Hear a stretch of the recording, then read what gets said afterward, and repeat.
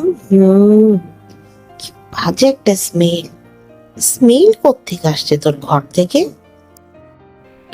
যা পড়াবো, কি যে করিস?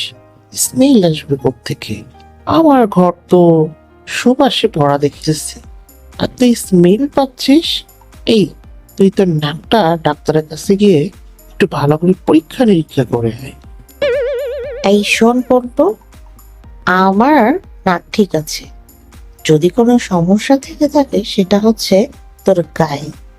এই শীত পড়বে পড়বে ভাব, তুই তো এখনই গোসল করা বন্ধ করে দিয়েছিস। বুঝতে পেরেছি, কয়দিন গোসল করিসনি একবার ভেবে বলতো। তোর গায়ের গন্ধে রুমে টেকা যাচ্ছে না। যা তো, যা, তাড়াতাড়ি গিয়ে গোসলটা সেরে আয়। গোসল? ওরে বাবা রে, না না না না, আমি এখন গোসল টোসল করতে পারবো না। তুই যা, তুই গোসল কর, আমি ঠিক আছি। পল্টু, ভালো হয়ে যা বলছি। তুই যদি এখন গোসল করতে না যাস, তাহলে দেখিস তুই যখন ঘুমিয়ে থাকবি, আমি তখন বরফের পানি নিয়ে এটা তোর গায়ে ঢেলে দেবো। তখন বুঝতে পারবি মজাটা।